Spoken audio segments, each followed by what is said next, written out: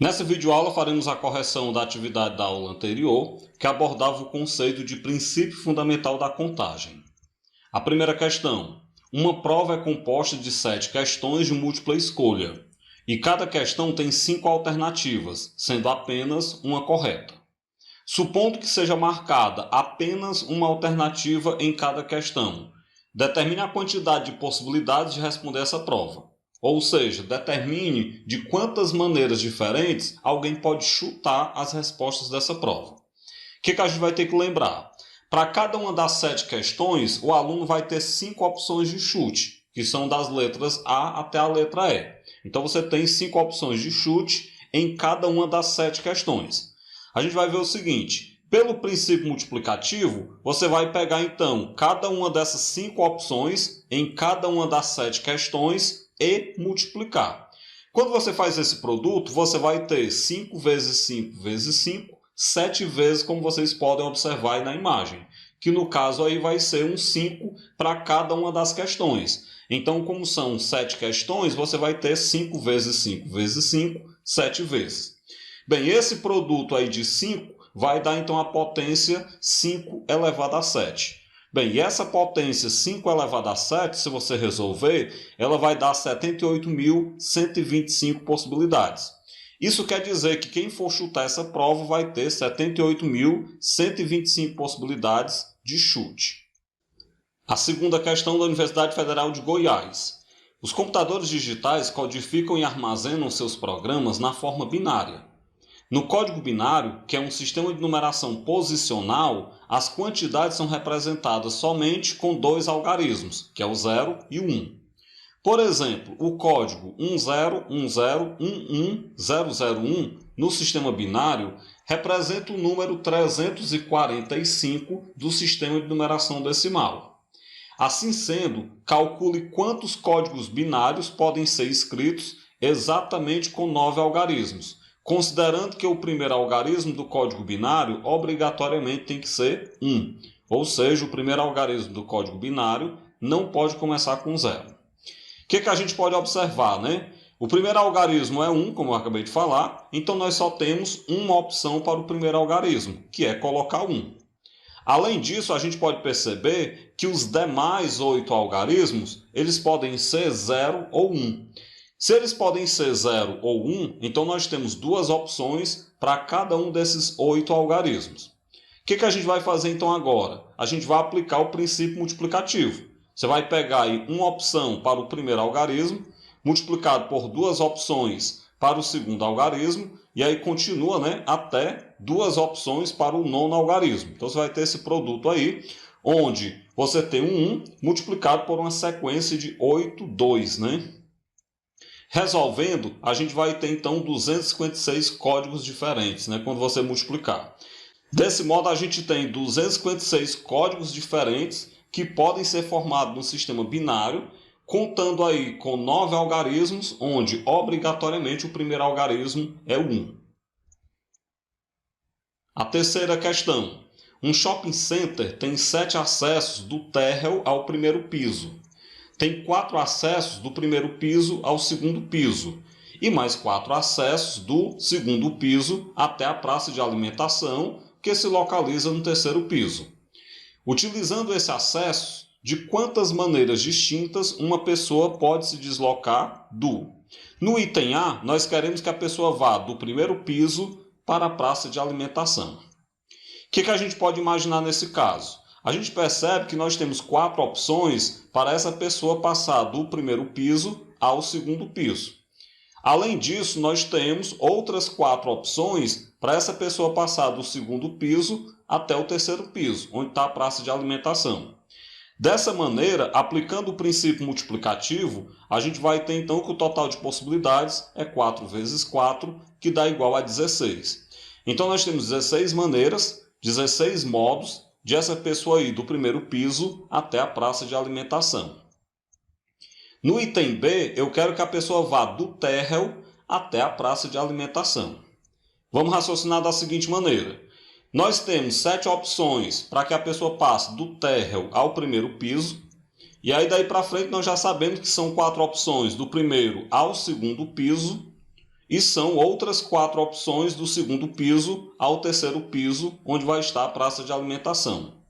Desse modo, aplicando aí o princípio fundamental da contagem, você pega 7 vezes 4 vezes 4, vai lhe dar então um total de 112 maneiras de uma pessoa ir do térreo desse shopping até a sua praça de alimentação que está no terceiro piso.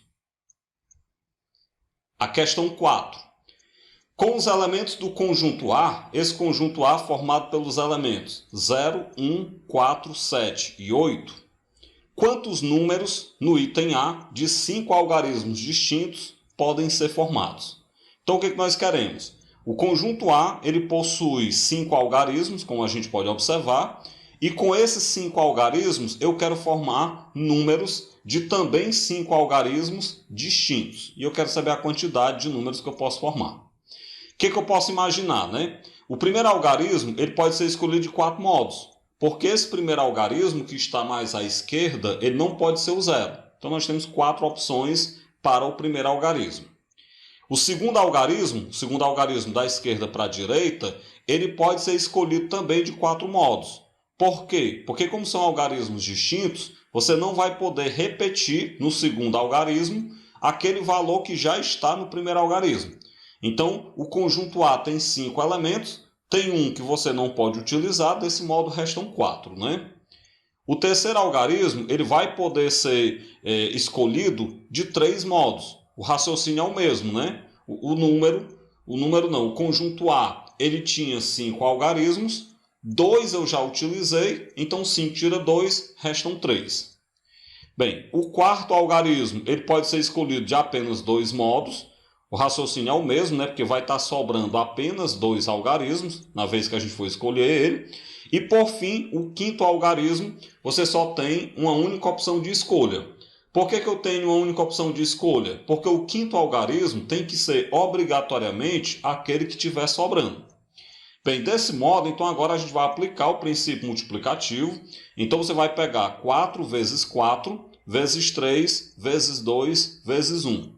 Resolvendo esse produto, a gente vai obter 96 números. Então, com isso, a gente pode formar 96 números de 5 algarismos, né, com os algarismos do conjunto A. No item B, eu quero números ímpares de 3 algarismos que podem ser formados. E é interessante a gente chamar a atenção nesse momento que eu quero números ímpares de 3 algarismos. Não fala a palavra distintos. Então isso quer dizer que nesse item B eu posso repetir algarismo. Vamos ver como é que a gente pode imaginar. Inicialmente eu tenho que garantir que esse número seja ímpar. Para que o número seja ímpar, olhando aí para os algarismos do conjunto A, esse número terá que terminar em 1 ou em 7 para que ele seja ímpar. Então a gente tem apenas 2 possibilidades para o algarismo das unidades desse número.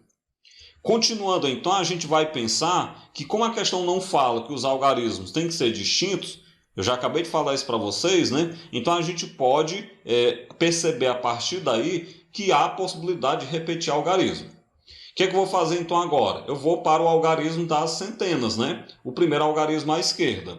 Para ele nós temos 4 possibilidades. Por que 4 possibilidades? Porque só não pode ser o zero.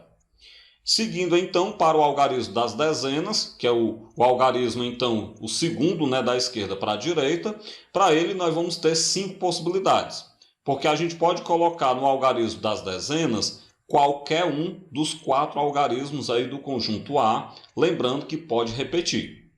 Avaliado dessa forma, agora basta que a gente aplique o princípio fundamental da contagem. Então você pega 2 vezes 4 vezes 5, isso vai lhe dar, então, 40 números ímpares de 3 algarismos que a gente pode formar a partir dos algarismos do conjunto A. O item C. Eu quero números pares de 3 algarismos distintos, não divisíveis por 5, que podem ser formados. Esse item C ele traz várias condições, né? Tem que ser números pares, tem que ter 3 algarismos distintos, não pode ser divisível por 5, que a gente vai poder formar. Vamos pensar da seguinte maneira. Para que o número seja par, o algarismo das unidades tem que ser um algarismo par. Então, obrigatoriamente, a gente já percebe que esse número tem que terminar com um algarismo par. Outra coisa que a gente pode observar também é que para esse número não ser divisível por 5, ele não pode terminar em zero. O zero ele é um algarismo par, mas se o número terminar em zero, ele será divisível por 5. E nós queremos um número que não seja divisível por 5. Beleza, sabendo então disso, a gente vai observar que o algarismo das unidades, para que seja um número par e não seja divisível por 5, o algarismo das unidades só pode ser o 4 ou o 8, dentre as possibilidades aí do nosso conjunto A. Desse modo, para o algarismo das unidades, nós só temos duas possibilidades. Continuando então, a gente vai perceber que os algarismos têm que ser distintos, né? A questão fala isso. Então, o primeiro algarismo à esquerda, ele não pode ser zero, porque nós sabemos que zero à esquerda não vale nada, né? Se eu colocar zero à esquerda, não vai ficar um número de 3 algarismos. E, além disso, eu não posso repetir o algarismo das unidades. Ou seja, para o algarismo das centenas, tem 2 algarismos que não pode. O zero não pode ir lá, nem o algarismo que eu coloquei nas unidades. Vamos lembrar de que o nosso conjunto A ele tinha 5 algarismos. Desses 5 algarismos, tem 2 que não pode. Então, restam apenas 3 opções para o conjunto A. Na verdade, para o algarismo das centenas, a partir dos elementos do conjunto A. Agora eu vou pensar no algarismo das dezenas, né? Que é o segundo algarismo à esquerda. Esse segundo algarismo à esquerda ele pode ser escolhido de 3 modos. Por quê? Vamos relembrar. Dos 5 algarismos lá do conjunto A, 2 eu já utilizei. Como 2 eu já utilizei, então restaram 3, né? Sabendo disso, agora eu vou aplicar o princípio multiplicativo. Então você vai pegar 2 vezes 3 vezes 3, dá então 18 números de 3 algarismos distintos, números pares, é interessante que a gente diga isso, e que não são divisíveis por 5, formados a partir dos elementos do conjunto A. A quinta questão é uma questão do Enem 2015. Numa cidade, 5 escolas de samba, que eu vou chamar de escola 1, 2, 3, 4 e 5, participaram do desfile de carnaval. 4 quesitos são julgados, cada um por 2 jurados, que podem atribuir somente uma dentre as notas, 6, 7, 8, 9 ou 10. Ou seja, cada jurado, né, vai dar uma nota que varia de 6 até 10, lembrando que tem que ser ponto inteiro, né? Tem que ser 6, 7, 8, 9 ou 10. A campeã será a escola que obtiver a maior pontuação na soma de todas as notas emitidas. Em caso de empate, a campeã será a que alcançar a maior soma das notas atribuídas pelos jurados no quesito enredo e harmonia. Então, o primeiro critério de desempate, no caso aqui desse quesito, vai ser o quesito enredo e harmonia. Maior nota no quesito enredo e harmonia será o primeiro critério de desempate. A tabela mostra as notas do desfile desse ano no momento em que faltava somente a divulgação das notas do jurado B no quesito bateria. O jurado B, no quesito bateria, né, as notas dele ainda não haviam sido divulgado. Então, nós temos a classificação parcial da forma como vocês podem observar na tabela do lado. A partir dessa tabela, a questão pergunta: quantas configurações distintas das notas a serem atribuídas pelo jurado B no quesito bateria tornariam a escola 2 campeã? Você pode observar pela pontuação parcial que a escola 2 ela não é a escola que está liderando. A escola que está liderando é a escola 4.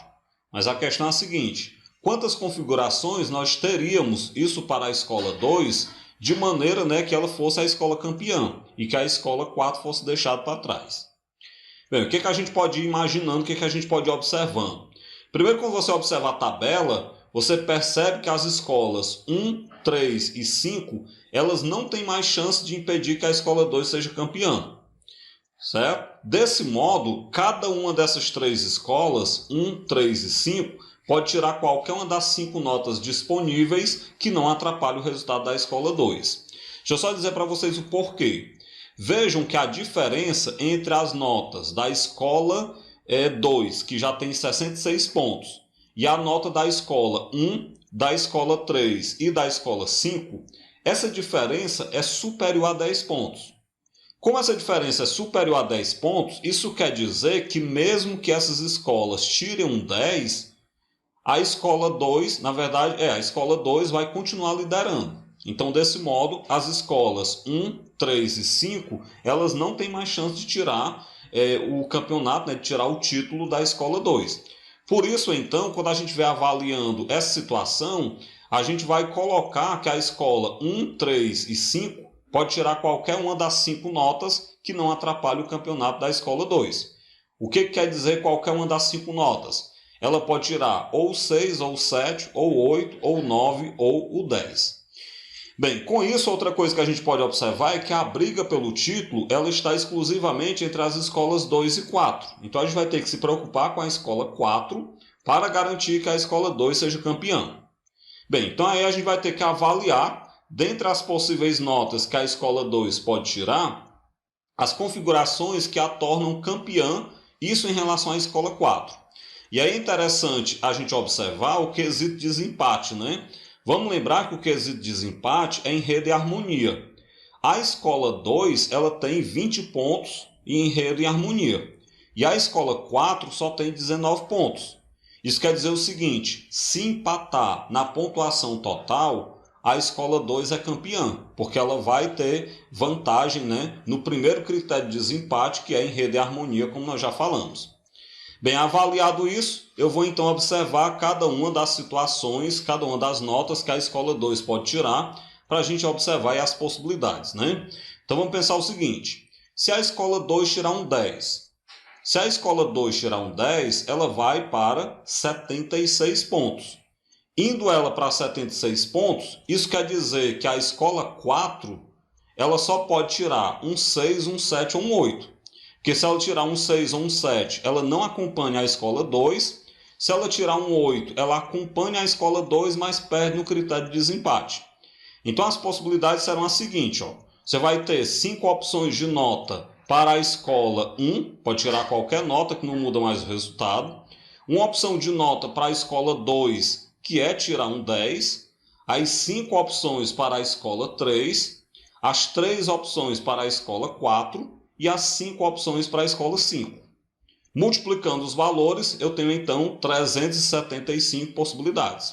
Então vejam, se a escola 2 tirar um 10, tem 375 maneiras de ela ser campeã. Mas a escola 2 ela pode tirar um 9. Não é obrigado ela ter que tirar um 10 para ser campeã. Ela pode ser campeã tirando um 9. Aí percebam que nesse caso, a escola 4 só pode tirar um 6 ou um 7. Se a escola 4 tirar um 6, a escola 2 lidera. Se ela tirar um 7, elas empatam, mas a escola 2 ganha no critério de desempate.